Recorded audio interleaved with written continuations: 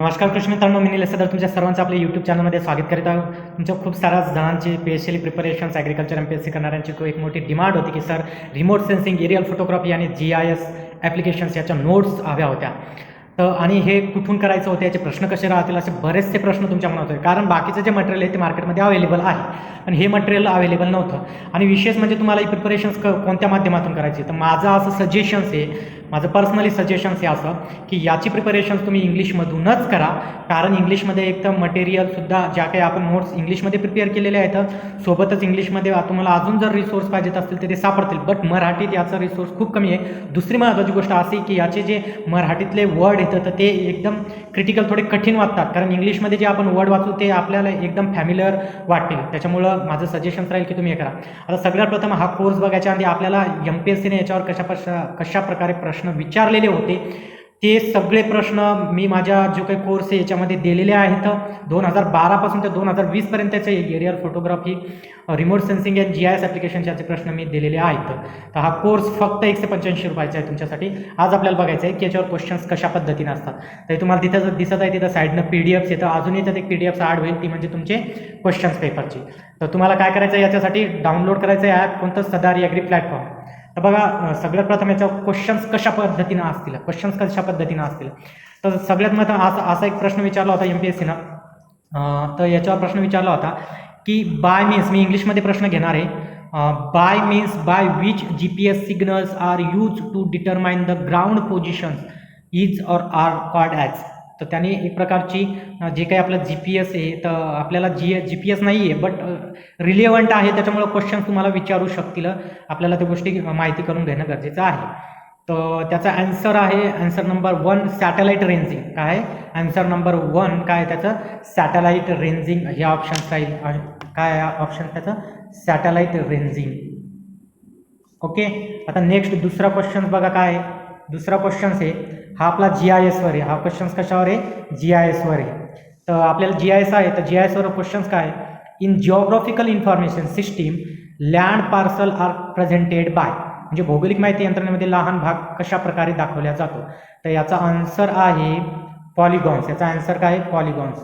तर याची जी काही मी नोट्स GISची प्रिपेअर केली आहे त्याच्यामध्ये हे टाकलेले आहेत, पॉलिगॉन, पॉईंट्स, लाईन्स, हे जे काही व्हेक्टर आणि रास्टर डाटा असतो तर याच्यामध्ये हे येतात. म्हणजे डाटेचे जे काही 2 प्रकार सांगितले आहेत, एक व्हेक्टर आणि एक रास्टर डाटा. तर याच्यातला यामध्ये हे पॉईंट्स येतात. हा झाला दुसरा प्रकारचा प्रश्न. अशा पद्धतीने, कारण हे MPSCनेच विचारलेले प्रश्न येतं आणि हे तुम्हाला ॲज ए रिप्रेझेंटेटिव्ह म्हणून हे प्रश्न घेत आहोत. बाकीचे सगळे जवळपास 40 क्वेश्चन्स मी ऑलरेडी आपल्या त्या कोर्समध्ये दिलेले आहेत. तर बघा, नेक्स्ट तिसरा प्रश्न आहे. तिसरा प्रश्न हा GIS वरच होता. GIS consist of which following subsystems, म्हणजे कोणती सबसिस्टम.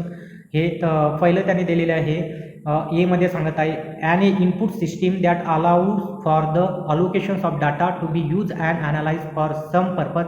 बी म्हणते computer hardware and software system that are store the data and allow the data management and analysis can be use to display the data manipulations computer monitor. आणि तिसरंच्यामध्ये दिलेलं आहे, an output system that generates hard copy images and other types of outputs.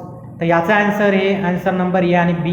तर मी जी काही GISची notes दिली आहे याच्यामध्ये काही मी फंक्शन्स ऑफ GIS म्हणून दिलेलं आहे.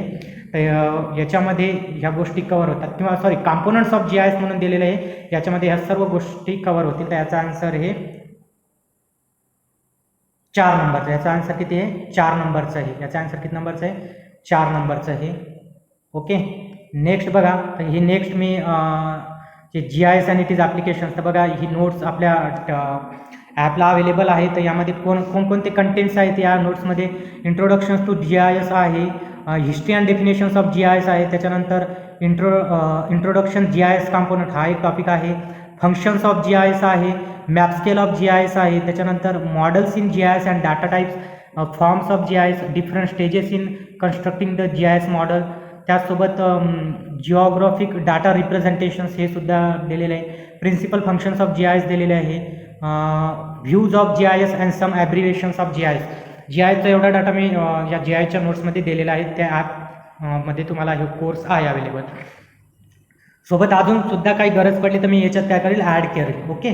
त्याच्यानंतर हे बघा अशा प्रकारचे स्टँडर्ड स्केल मॅप दिलेले आहेत या नोट्समध्ये.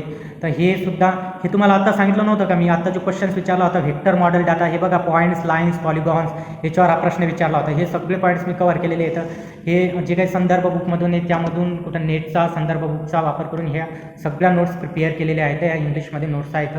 त्याच्यानंतर जे काही एरियल फोटोग्राफी आहे, या एरियल फोटोग्राफीमध्ये कोणकोणते कंटेंट्स येतात त्याच्यात aerial photography definition, aerial photography history in India, types of aerial photography काय काय आहेत, characteristic and advantages of aerial photography काय आहेत, aerial photography some important points, applications of aerial photography, aerial photo interceptions काय आहे, इलिमिनेशन्स of photo interceptions काय आहे आणि सम ॲब्रिएशन्स. अशा प्रकारे हा एरियल फोटोग्राफीचा आहे. सोबत अजून जर मला काही वाटल्या ज्या गोष्टी कमी आहेत तर त्यासुद्धा मी याच्यात ॲड करेल. ओके. नेक्स्ट तुम्हाला रिमोट सेन्सिंगमध्ये काय काय दिलेलं आहे बघा. रिमोट सेन्सिंगमध्ये दिलेलं आहे history of remote sensing, definitions of remote sensing, advantage of remote sensing, electromagnetic spectrum and their wavelength of remote. हे खूप महत्त्वाचा पॉईंट आहे कारण याच्यावर MPSCनं ऑलरेडी प्रश्न विचारलेले आहेत. कारण हा रिमोट सेन्सिंग एरियल फोटोग्राफी हा पार्ट कशात आहे तर ते GS राज्यसेवेचा जो पेपर आहे तर GSचा तर त्याच्यामध्ये हा पार्ट आहे. त्याच्यामुळे त्या प्रश्न तिथून आपण सगळे प्रश्न कलेक्ट केले आणि सगळे 2012 ते 2020 पर्यंत तुम्हाला सगळे क्वेश्चन्स जे आहेत GIS, एरियल फोटोग्राफी, GIS आणि तुमचं रिमोट सेन्सिंग याच्यावरले क्वेश्चन्स मी दिलेले आहेत. सोबत बघा अजून याच्यामध्ये काही स्टेजेस ऑफ रिमोट सेन्सिंग दिलेले आहेत, instrument increasing the remote sensing हे दिलेले आहेत. तर याच्यावर सगळ्याच्यावर प्रश्न विचारलेले आहेत. त्याच्यानंतर general remote sensing data applications काय काय आहेत, पुन्हा applications of remote sensing in ॲग्रिकल्चरमध्ये काय येतं, जनरलसुद्धा काय येतं आणि ॲग्रिकल्चरमध्ये काय येतं. कारण आपल्याला माहिती आहे रिमोट सेन्सिंग एरियल फोटोग्राफी हा पार्ट तुम्हाला इंजिनिअरिंगच्या ज्या ब्रांचेस आहेत त्यांनासुद्धा काही ब्रांचेसना हे पार्ट आहे. त्याच्यामुळे आपल्याला त्याच्या दृष्टिकोनातून सुद्धा अभ्यास करावा लागेल आणि आपल्या ॲग्रिकल्चरच्या दृष्टिकोनातून सुद्धा अभ्यास करावा लागेल. तर आपल्याला या गोष्टी करणं गरजेचे आहे. तर अशा पद्धतीचे ह्या नोट्स तुम्हाला उपलब्ध आहेत सदार ॲग्री प्लॅटफॉर्मवर. हे applications in GIS various field म्हणजे व्हेरियस फील्डमधले दिलेले येतं आणि ॲग्रिकल्चरमधले सुद्धा ॲप्लिकेशन दिले. चल बघा नेक्स्ट क्वेश्चन्स आपण बघू. यामध्ये नेक्स्ट क्वेश्चन्स आपल्याला बघायचं आहे. तर नेक्स्ट क्वेश्चन्समध्ये आपल्याला काय बघायचं आहे अजून बघा की which of the following wavelength, next questions काय, which of the following wavelength of electromagnetic spectrum is consider most useful for the remote sensing specially for the aerial photography. म्हणजे हा तुमचा एरियल फोटोग्राफीवरचा प्रश्न आहे. कशावरचा आहे, एरियल फोटोग्राफीवरचा प्रश्न आहे हा. MPSCनंच विचारला त्याच्यामुळे तुम्हाला पॅटर्नसुद्धा माहीत झालं की तुम्हाला नेमकं वाचायचं कसं आहे. ओके. तर याचा आन्सर तुम्हाला माहिती असेल कारण हे आपल्याला ऑलरेडी फिजिओलॉजीमध्ये सुद्धा आपण ह्या गोष्टी ऑब्झर्व केलेल्या आहेत इलेक्ट्रोमॅग्नेटिक स्पेक्ट्रम वगैरे. आणि तुम्हाला माहिती आहे की हा कोर्स आपल्या BSc ॲग्रिकल्चरला सुद्धा आहे पण त्याच्यात फक्त ॲग्रिकल्चरचंच त्यांनी दिलेलं आहे. त्यामुळे आपल्याला ॲग्रिकल्चरही तिथून कवर केला आपण आणि बाकीच्या ब्रँचेसचं सुद्धा कवर केलं. तर याचा आन्सर नंबर 2 आहे 0.4 मायक्रोमीटर तर 0.7 मायक्रोमीटर. ओके. नेक्स्ट क्वेश्चन बघा काय आहे, the visible wavelength cover the range from approximately. तर त्याचा आन्सर आहे 0.4 ते 0.7 हा आहे व्हिजिबल.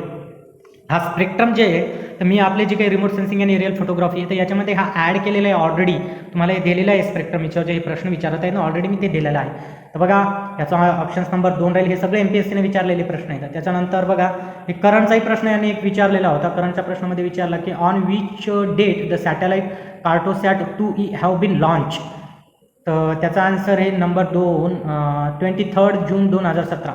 म्हणजे तुम्हाला काय करायचं आहे या प्रश्नावर असं शकते आत्ता जे या मागच्या 2 ते 3 वर्षात जे काही सॅटेलाईट आपल्या इस्रोने नासाने असे जर काही सोडेल असतील तर आपल्याला ते करंटचे इव्हेंट्स आपल्याला रिमोट सेन्सिंग एरियल फोटोग्राफीस ही कोरिलेट करावं लागतील आणि आपल्याला तशा पद्धतीने अभ्यास करावा लागेल. 1 मार्कसुद्धा महत्त्वाचा आहे कारण रिझल्ट एका मार्कानंच तुम्ही मेन्सला एक हे राहता क्वालिफाय किंवा एका मार्कानंच जाऊ शकता. त्याच्यामुळे 1 मार्कसुद्धा आपल्याला सोडायचा नाही आहे. होल स्टडी करायची आहे पूर्वपरीक्षाची कारण पूर्वपरीक्षाच आपले मेन आहे. कारण पूर्वपरीक्षा ही तुम्हाला माहिती आहे चाळणी परीक्षा आहे. तर नेक्स्ट बघा नेक्स्ट क्वेश्चन आहे की which of the following data is not a raster data format. तर मी रास्टर डाटा काय आहे हे दिलेलं आहे आणि काही गोष्टी अजून तुम्हाला वाटत आहेत की या गोष्टी आपण नोट्समध्ये दिलेल्या नाही आहेत तर त्याच्यामुळे त्या गोष्टीसुद्धा मी ॲड करणार. तर त्याचा आन्सर आहे 4.SHP नावाचं जे हे तर हे नाही आहे. त्याचा आन्सर किती आहे 4 दिलेले आहे. ओके. त्याच्यानंतर बघा नेक्स्ट क्वेश्चन तुम्हाला बघायचा आहे. नेक्स्ट क्वेश्चन्समध्ये बघा हा GPS वर आहे एक global position system receiver consist of, तर त्याचा आन्सर आहे 4. कन्सिस्ट ऑफ त्याचा आन्सर काय 4. म्हणजे जी काही ग्लोबल पोझिशन सिस्टीम जे GPS आहे तर रिसिव्हर, तर त्याचं जे काही रिसिव्हर होते तर कन्सिस्ट ऑफ, तर ते कशानं मेडअप झालेले किंवा कशानं बनलेले आहे, तर त्या antenna, camera, telescope, infrared light, तर या सगळ्यांनी नाही आहे. हे GPS वर प्रश्न आहे. ॲक्च्युली आपल्याला GPS दिला नाही, पण क्वेश्चन्स एखादा राहू शकतो. GPS दिलेला नाही याचा अर्थ असा नाही, पण याच्यावर प्रश्न राहू शकतो. त्याच्यामुळे ते मागील प्रश्न आपल्याला करावाच लागतील. नेक्स्ट बघा, नेक्स्ट क्वेश्चन आहे in satellite the imaginary most plant species can be recognised almost entirely by the morphological characterisation. त्याचा आन्सर दिलेला आहे त्यांनी, answer number 3. Answer number 3. Next question बघा, नेक्स्ट क्वेश्चन्समध्ये दिलेले आहे त्यांनी the distance measure between the 2 points on map is a 3 centimetre. The corresponding distance on the aerial photography is a 12 centimetre. Calculate the scale of the photograph in the scale of the map is ए 1:15,000. असा हे प्रश्न विचारलेला आहे aerial फोटोग्राफीशी संबंधित. याचा answer 3 आहे. याचा answer किती आहे? 3 आहे. एकाच 12,500 असं. म्हणजे त्याने थोडा हा प्रश्न जो विचारला आहे तर हा एक प्रॉब्लेमॅटिक प्रश्न आहे, म्हणजे प्रॉब्लेम असल्यासारखा आहे, कारण इथं कॅल्क्युलेट करायचं आहे. तर याचे फॉर्म्युलेसुद्धा त्याच्यामध्ये दिलेले. ओके, नेक्स्ट बघा, नेक्स्ट क्वेश्चन आहे which of the following options represent the vector data types. मी तुम्हाला आत्ताही दाखवलं होतं की बा व्हेक्टर डाटा टाईप का आहे, तर ते आपल्या याच्यात दिलेले आहे नोट्समध्ये. तर याचा ऑप्शन्स दिलेले आहेत ते त्यांनी नंबर 3. ऑप्शन्स नंबर दिलेले आहे नंबर 3. सॉरी, याचा ऑप्शन्स आहे नंबर 2. याचा ऑप्शन्स किती आहे? 1 मिनिट. तर हे क्वेश्चन्स काय म्हणते आपल्याला की बा विच ऑफ द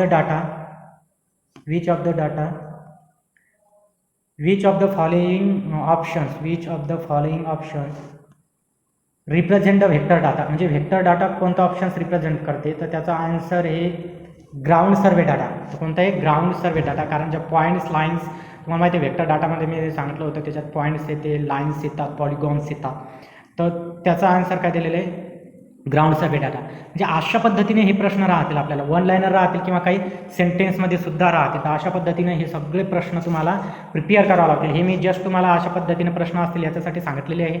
याच्यावरचे जवळपास 40 प्रश्न जे की आयोगाने या टॉपिकवर विचारले, remote sensing, aerial photography, GIS application, 40 प्रश्न मी ऑलरेडी आपल्या कोर्समध्ये दिलेले आहेत. तो कोर्स तुम्हाला परचेस करायचा असेल तर तुम्ही सदार ॲग्री प्लॅटफॉर्म नावाचा ॲप आहे, त्या ॲपमधून तो कोर्स तुम्ही परचेस करू शकता. अजून तुमचा काही क्युरी असतील, अजून काही प्रॉब्लेम असतील तर कमेंट्समध्ये सांगा, किंवा मग तुम्हाला कोर्स परचेस करताना काही प्रॉब्लेम येत असतील तर ते सुद्धा मला माझा नंबर आहे व्हॉट्सअपचा 9527202126 या नंबरवर मला तुम्ही विचारू शकता. अजून आता नेक्स्ट आपला जो कोर्स येत आहे तो येत आहे म्हणजे इन्व्हायरमेंटल सायन्स. इन्व्हायरमेंटचा जो काही आपला पार्ट दिला आहे तो कोर्ससुद्धा आपण प्रिपेअर करत आहोत. नेक्स्ट तुम्हाला तो कोर्ससुद्धा येईल, ते सुद्धा तुम्हाला कोर्स देण्यात येईल. तर त्याच्यामुळं एक गोष्ट, एक विचार सोडून द्या की मी हा टॉपिक एक्सेप्ट करतो, मी बाकीच्या सब्जेक्टमध्ये मॅक्झिमम मार्क्स घेईल. पण या भ्रमात राहू नका. तुमच्याकडे जेवढे मटेरियल्स असेल, जेवढं कलेक्शन्स असेल ते वाचा, कारण सध्याही क्वेश्चनचा पॅटर्न काय किती राहतील हे अजून ठरलेलं नाही. तसा मी एक माझा व्हिडिओ टाकलेला आहे की बा क्वेश्चन्स कशा प्रकारे राहतील आणि किती क्वेश्चन्स राहतील याचा मी माझ्या ओन बेसिसवर मी याचा एक व्हिडिओ बनवलेला आहे. जवळपास मी त्याचे 3 फॉर्मॅट सांगितले होते. त्याच्यामुळे तोही व्हिडिओ बघून घ्या. आपल्या टेलिग्राम चॅनल आहे सदार ॲग्री डिस्कशन, सदार ॲग्री MPSC हे चॅनल आहे, तुम्ही जॉईन करू शकता. तोपर्यंत टेक केअर आणि बाय बाय.